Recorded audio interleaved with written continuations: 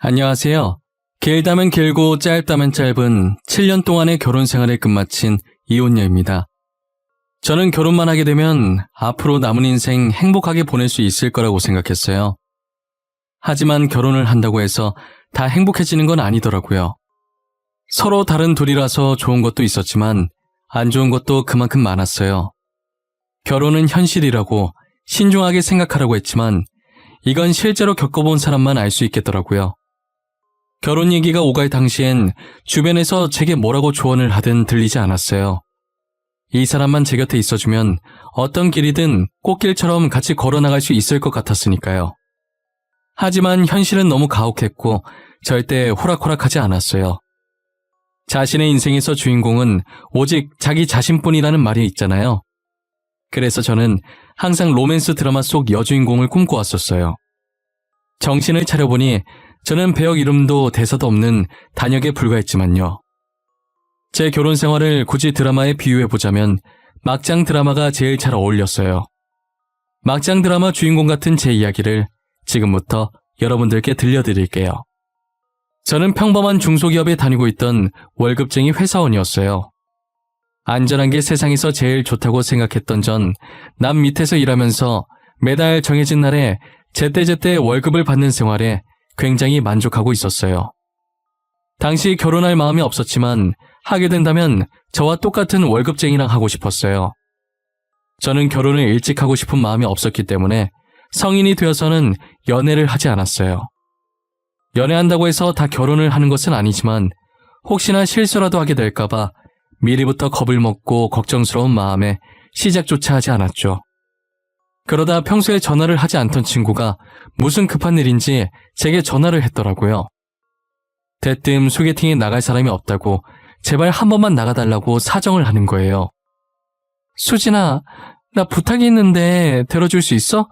아니, 꼭 들어줘야 해. 모레 소개팅이 하나 있는데 원래 가려던 애가 갑자기 펑크 내는 바람에 혹시 네가 대신 가주면 안 될까? 싫어, 안 나갈래. 나 원래 소개팅 같은 거 안 하는 거 알잖아. 다른 애한테 부탁해봐. 왜 미니 있잖아. 미니한테 부탁해보면 되겠네.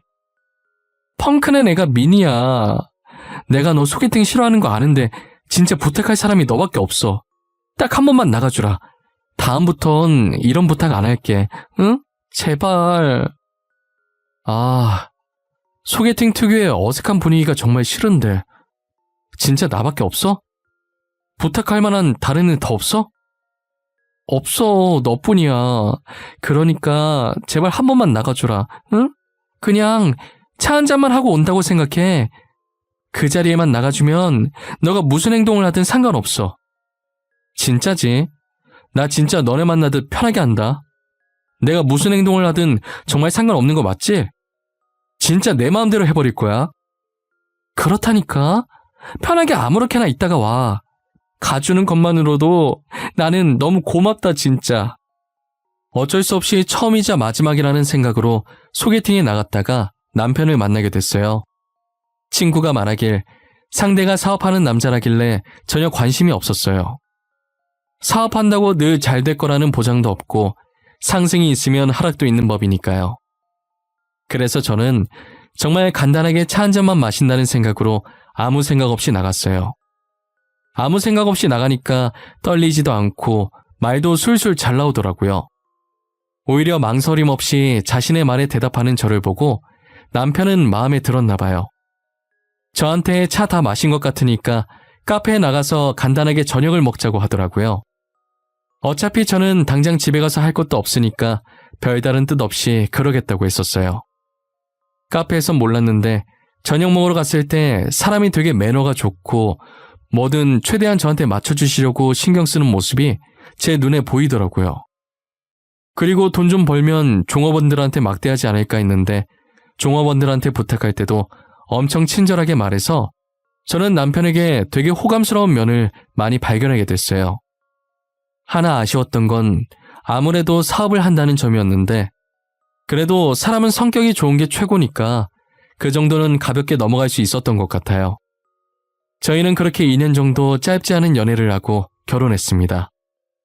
매일 데이트를 끝마치고 헤어지는 길이 아쉬웠는데 이젠 같은 집을 향해 가니 너무 좋더라고요. 5년 정도는 정말 신혼분위기 내면서 연애할 때보다 더 달달한 결혼 생활을 보냈던 것 같아요. 저는 그때까지만 해도 어리석게 이 행복이 영원할 줄만 알았어요. 그러다 한참 잘 되고 있던 남편의 사업이 한순간에 망하게 된 거예요. 남편 말에 의하면 직원 한 명이 회사 공금을 몰래 뒤로 싹 다 빼돌려서 그렇게 됐다고 하더라고요. 믿었던 직원에게 배신당한 충격에 남편은 꽤나 오랫동안 술에만 의지하며 살았던 것 같아요. 술에 찌들 대로 찌들어서 불과 한 달 전 멀끔했던 모습이 온데간데 없어졌더라고요. 제가 출근한다고 일어나면 술에 쩔어서 자고 있고 퇴근하고 오면 술에 쩔어서 들어오는 게 반복됐어요. 그러더니 한날은 예전처럼 멀끔한 복장으로 잠시 나갔다 오겠다고 하는 거예요.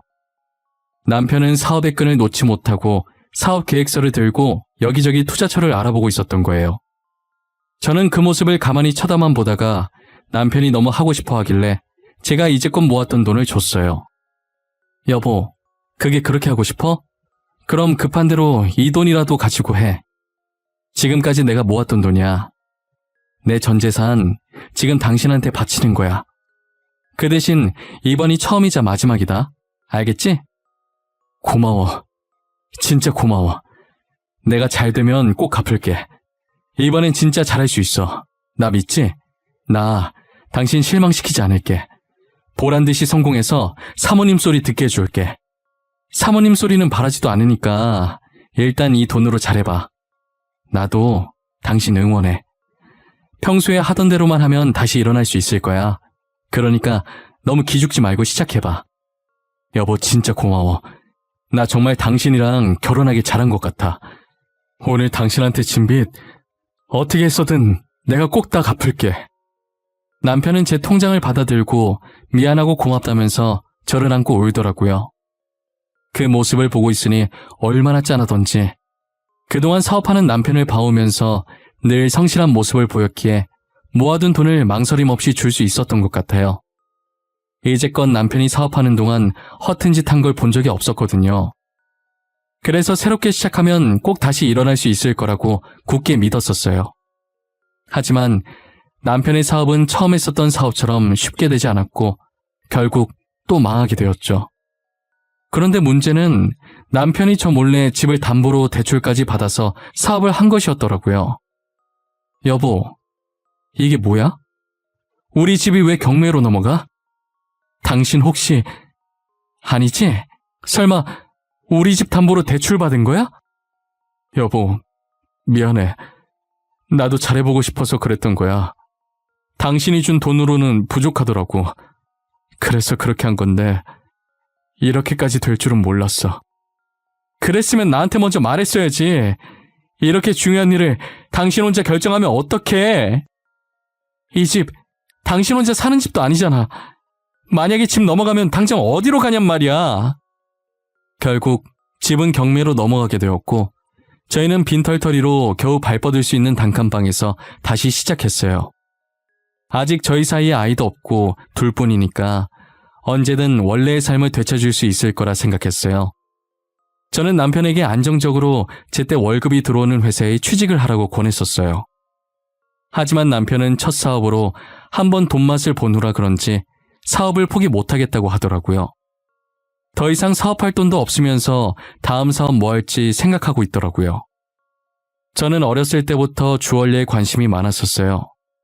그래서 당시 회사 다니면서 취미로 액세서리를 만들었는데 돈 될 만한 게 뭐 있을까 한참을 찾다가 뛰어난 솜씨는 아니지만 직접 만든 액세서리를 팔아서 몇 푼이라도 더 벌자는 생각을 했어요. 젊은 사람들 사이에 SNS가 한참 유행이었던지라 저는 SNS를 이용해서 액세서리를 팔고 있었어요. 직접 손수, 팔찌, 목걸이, 귀걸이를 만든 후 그 완성품을 찍어서 SNS에 게시물을 올려 하나씩 팔았었죠. 아무래도 제가 하나하나 일일이 만들어야 하는 수작업 제품이다 보니 하루 종일 회사에 있다가 퇴근하고 집에서 만들려고 하니 시간이 나지 않더라고요. 그래서 주말에 몰아서 만들고 평일에 하나씩 업로드해서 팔았었어요. 역시 뭐든 인맥이 중요한 건데 제가 인맥이 없어서 처음 시작부터 잘 될 리가 없었어요. 당시 제 계정 팔로워 수가 적어서 인형 눈알 붙이는 것보다는 못 벌었던 걸로 기억해요. 다시 집을 되찾기엔 매출이 너무 저조해서 접을까 생각도 했었지만 한 달에 5만 원이라도 더 벌 수 있으니 꾸준히 시간 내서 계속하고 있었어요. 그러다 제가 평소처럼 새로운 액세서리를 만든 후 사진을 찍어 짧은 코멘트와 함께 판매글을 올리고 예전 게시물 댓글 관리를 하고 있었는데 유독 한 제품에만 댓글이 엄청 달려있는 거예요. 혹시나 그 제품에 문제가 있는 건가 싶은 무서운 생각이 들면서 댓글 눌러보기가 무서워지더라고요. 그런 생각을 하는 와중에도 댓글은 계속 늘어나고 있길래 떨리는 손으로 댓글을 클릭해보았어요. 알고 보니 유명한 인플루언서가 제 귀걸이를 착용하고 제 계정 아이디를 적어놓은 거예요. 인플루언서의 글을 보고 사람들이 똑같은 제품 다시 판매해주면 안 되냐는 댓글을 달고 있었던 거죠. 그 제품뿐만 아니라 그 전에 올렸었던 제품들까지도 댓글이 달리기 시작했어요. 이게 무슨 일인가 어안이 벙벙했지만 제가 맞는 액세서리를 찾아주니 기분이 너무 좋더라고요. 저는 인플루언서 분께 너무 고맙다고 보답으로 소정의 선물을 드리고 싶다고 연락드렸어요. 희정님께서 제가 만든 귀걸이를 착용해 주셔서 덕분에 주문량이 많이 늘었어요. 너무 감사한 마음에 뭐라도 보답해드리고 싶어서 이렇게 연락드렸어요. 저는 보답바라고 한 거 아니에요. 제가 사장님 귀걸이를 몇 개 샀었는데 너무 이쁜 거예요. 그런데 사람들이 많이 모르는 것 같아서 좋은 곳이 있다는 걸 아셨으면 하는 바람에 글 적은 거였어요. 보잘것없는 저희 제품을 이렇게까지 아껴주셔서 정말 감사합니다. 제가 너무 감사해서 희정님께 소정의 선물을 꼭 드리고 싶은데 받아주시면 안 될까요? 제가 진짜 이런 거 바라고 글을 쓴 게 아닌데 그래도 사장님 마음인데 계속 거절하는 건 예의가 아니겠죠? 당연하죠. 거절하시면 저 정말 서운할 것 같아요. 거창한 선물이 아니니까 부담 갖지 마시고 편하게 받아주셨으면 좋겠어요. 인플루언서 분께 고마운 마음을 담아서 액세서리 몇 개를 더 만들어서 선물로 보내드렸어요. 인플루언서는 저의 단골 고객이 되었고 몇 번 연락을 하다 보니 자연스럽게 친해지게 되었죠. 덕분에 매출이 많이 올라서 월세긴 했지만 단칸방에서 오피스텔로 옮길 수 있게 되었어요. 하루에 기본으로 들어오는 주문량이 회사를 다니면서 병행할 수가 없을 만큼 많아져서 결국 저는 다니고 있던 회사에 사직서를 제출하고 액세서리 판매에만 집중을 했어요. 남편은 사업 실패 이후 일해서 돈 벌 생각도 안 하고 줄곧 집에서 술만 마셨댔어요. 집에서만 마시면 모르겠는데 제가 벌어온 돈으로 유흥까지 빠지기 시작한 거예요. 한날은 남편이 평소처럼 밖에서 술을 마시고 집에 들어왔는데 여자 향수 냄새가 진동을 했죠. 저는 100번 양보해서 스트레스 풀 곳이 없으니 한두 번 정도는 갈 수 있다고 생각했어요. 제가 별말 하지 않으니 그래도 된다고 생각한 건지 거기서 만난 여자랑 바람을 피우고 있더라고요. 유흥에 빠졌다는 건 애진장이 알고 있었지만 바람 피고 있다는 걸 전혀 몰랐었어요. 남편에 대한 믿음으로 의심조차 하지 않다가 상간녀가 저희 집까지 찾아오고 나서야 알게 되었죠. 그런 곳에서 만난 여자라 그런지 당돌하게 저한테 찾아와서 이혼을 해달라는 거예요. 어찌나 당당하던지 제가 남편을 뺏긴 사람이 아니라 뺏은 사람인 줄 알겠더라고요. 처음엔 남편이 꽃뱀한테 잘못 걸렸구나라고 생각해서 돌려보내려고 했는데 여자가 남편과 만나고 있는 중이라는 증거 사진들을 보여주더라고요. 저는 사진들을 보자마자 화가 나서 온몸이 떨리기 시작했고 동공이 흔들리더라고요. 여자는 제가 손을 떨며 사진을 들고 있자 코웃음을 한번 치더니 이혼 잘 생각해보라고 하고 가더라고요. 지금 나랑 뭐 하자는 거야? 내가 당신 옷에서 여자 향수 냄새 나도 아무 말 안 했어. 내가 호구라서 아무 말 안 한 줄 알아? 그렇게 좋으면 내가 이혼해 줄 테니까 그 여자랑 살지 그래?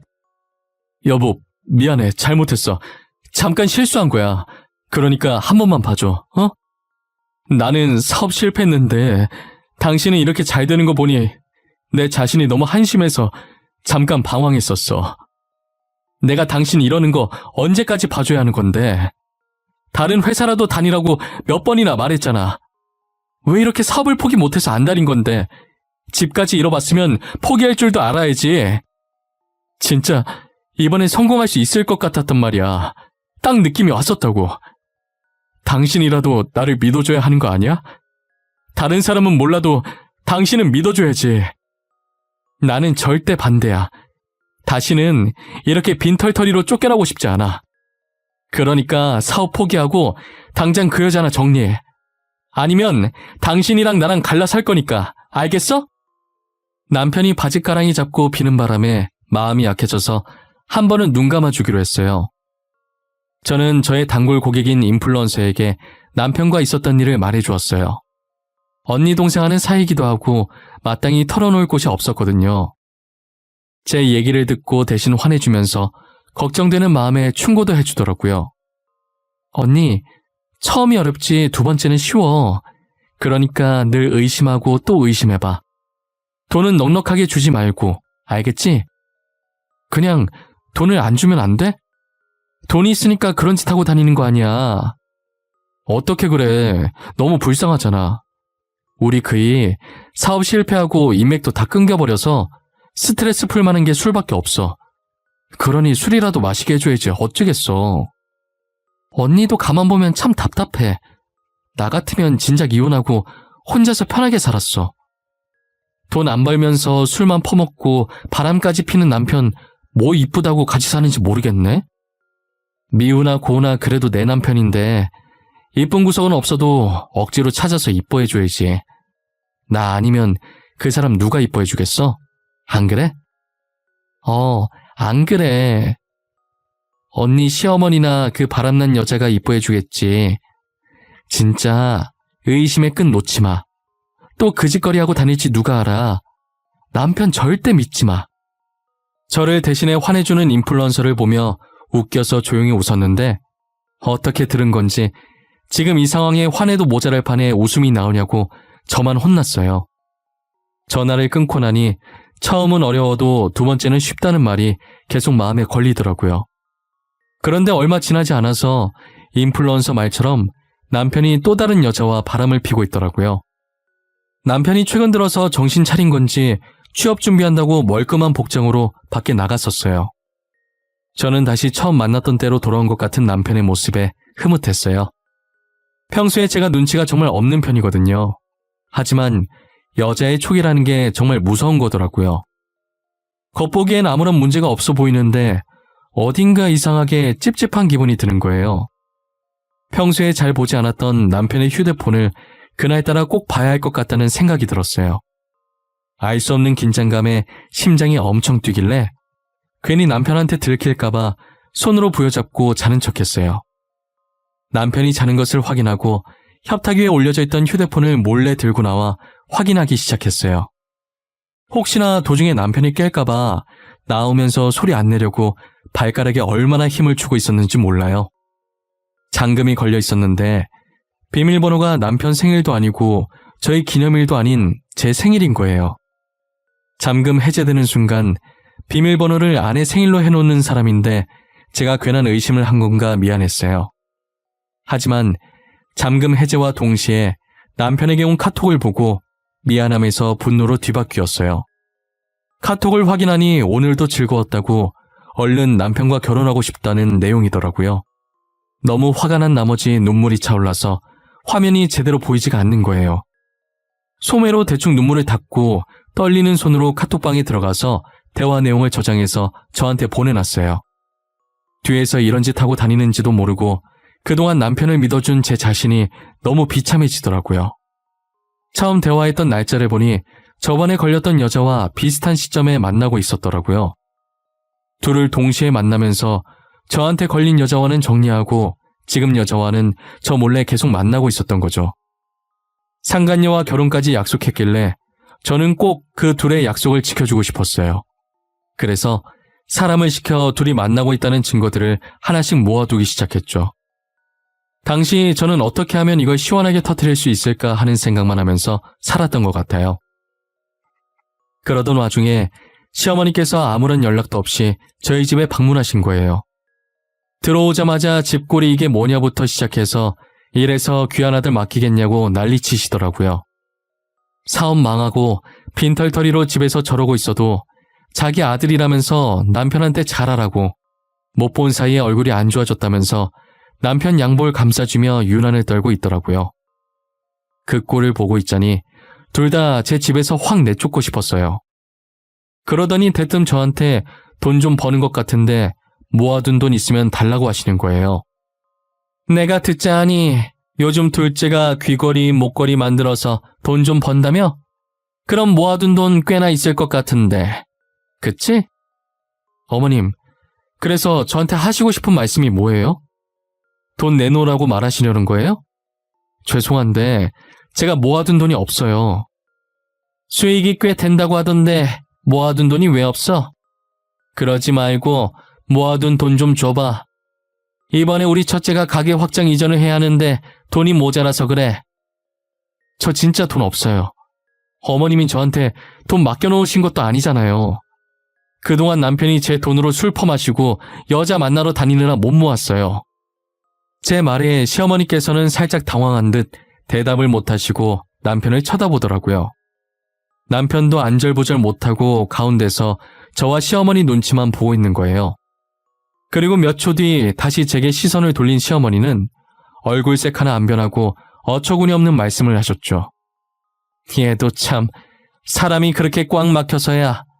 남자가 살다 보면 그럴 수도 있는 거지. 너는 살면서 실수 안 하니? 네가 얼마나 들들 볶으면 얘가 바람까지 피워? 지금 어머님 아들이 바람 핀 게 제 잘못이라는 거예요? 실수요? 의도적으로 다른 여자 만난 게 어떻게 실수가 될 수 있어요? 시아버지께서 그러셔도 넘어가 주시겠네요? 이게 시어머니한테 못하는 소리가 없네. 말이면 단 줄 알아? 우리 집안에 어쩌다 저런 게 들어와서는. 안 그래도 저도 지금 이런 집안에 들어온 거 후회 중이라서요. 어머님도 제가 못마땅하신 것 같은데 빠른 시일 내에 남편이랑 이혼해야겠어요. 그냥 어른한테 죄송하다고 하면 끝날 일 가지고 뭐? 이혼? 그래, 이혼해라, 이혼해. 너 당장 집에서 나가. 엄마 진짜 왜 그래? 여보, 그냥 당신이 참아. 엄마 나이 많으시잖아. 그러니까 당신이. 여보, 어디가? 진짜 집 나가려고 그래? 이혼하겠다는 제 말에 시어머니께서는 얼굴이 시뻘개져서는 나가라고 소리치시는 거예요. 저는 그대로 안방에 들어가서 커다란 가방을 꺼내서 짐을 미친 듯이 싸기 시작했어요.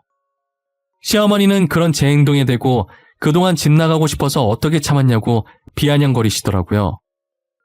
다 싼 가방을 거실로 가지고 나와서 소파에 앉아있는 남편한테 들이밀었어요. 남편은 가방을 받아들고서 시어머니와 함께 이게 뭐냐는 눈빛으로 저를 쳐다봤어요. 저는 아무 말 없이 남편과 시어머니를 일으켜 문 앞까지 갔을 때쯤 둘은 어색하게 웃더라고요. 하하, 둘째야, 말로 하자꾸나 말로. 내가 아깐 정신을 잠깐 놨어. 원래 늙은이들 기분이 오락가락하지 않니? 여기 제 집이에요. 잊으셨나봐요? 당장 제 집에서 둘 다 나가요.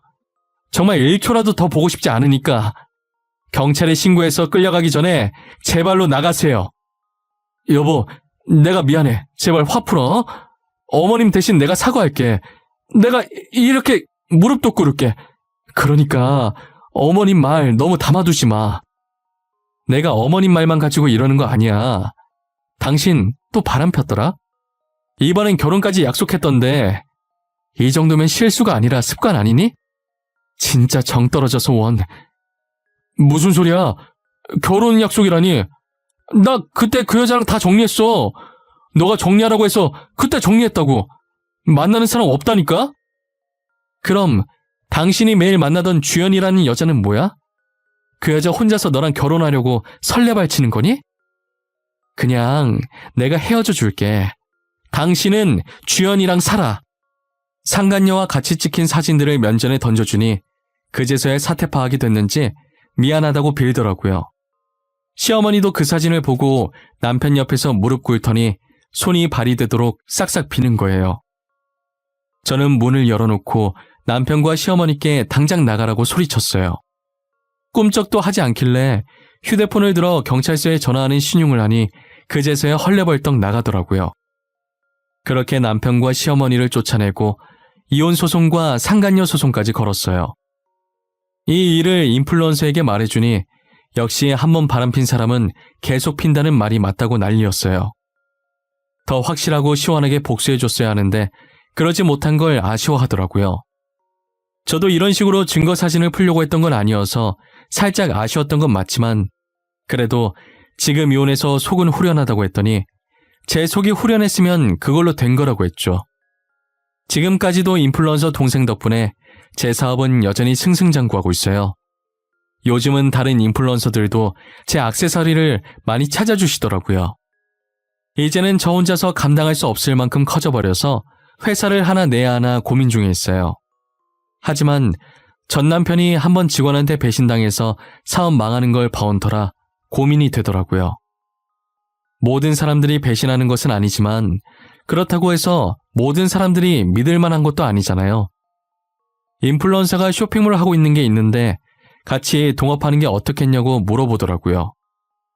아무래도 인플루언서가 유명하니까 그 쇼핑몰도 매출이 장난 아니었어요. 자기 쇼핑몰로 들어오면 자기가 알아서 다 해주겠다고 하더라고요. 충분히 생각해보고 연락달라고 하길래 저는 3달 정도 심사숙고해서 같이 동업하기로 결정했어요. 정말 쇼핑몰 직원들이 다 알아서 하고 저는 디자인만 그려서 보내주면 끝이더라고요. 제가 만든 액세서리 수익도 정확하게 오차없이 분배해서 줬어요. 그리고 제가 독립해서 단독 쇼핑몰을 운영할 수 있게 가르쳐 주더라고요. 어느 정도 배우고 나면 저도 따로 쇼핑몰을 하나 내서 운영해 보려고 해요. 인플루언서를 만나게 된 건 정말 제 인생에서 다시 없을 행운이었던 것 같아요. 정말 인플루언서랑 같이 지내다 보니 배울 점이 참 많았어요. 알고 보니 산전수전 다 겪고 그 자리까지 온 거라고 하더라고요. 저번에 제 남편 일로 화냈던 것도 본인 전 남자친구가 그랬었다고 하더라고요.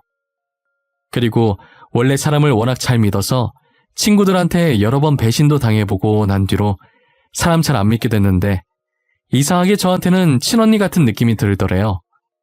그래서 제 일에 자신의 일처럼 화나고 그랬다더라고요. 최근 들어서 전 남편한테 계속 연락이 오더라고요. 전 남편은 제게 과거는 다 잊고 다시 시작하자는데 저는 절대 받아주지 않았어요.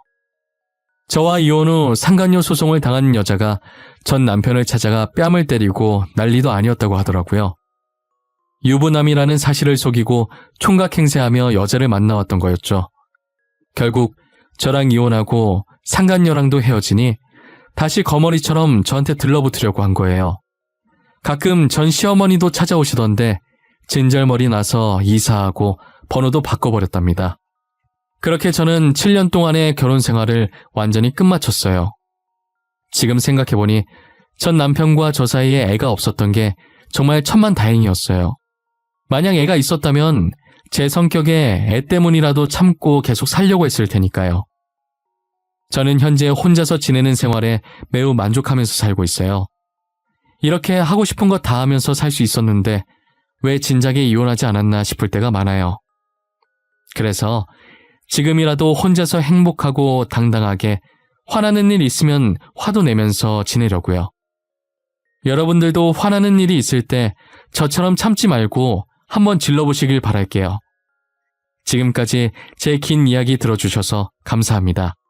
모두들 건강하시고 행복하세요.